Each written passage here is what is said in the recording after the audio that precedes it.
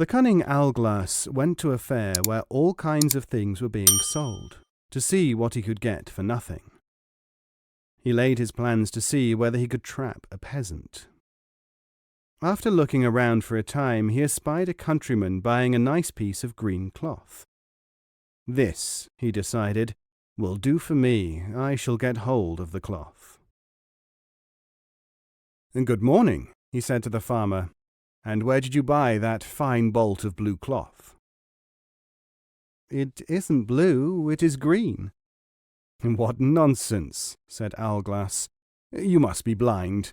Anyone can see that it is the deepest and surest blue."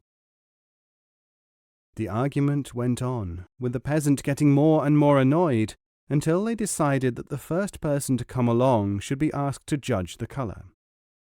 "What is more," said the peasant, "if this cloth is blue, then I'll forfeit it, and you can have it yourself for nothing."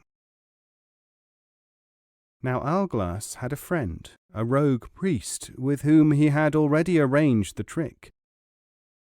At a signal, the priest came out of where he was hiding, looking like the first passer-by.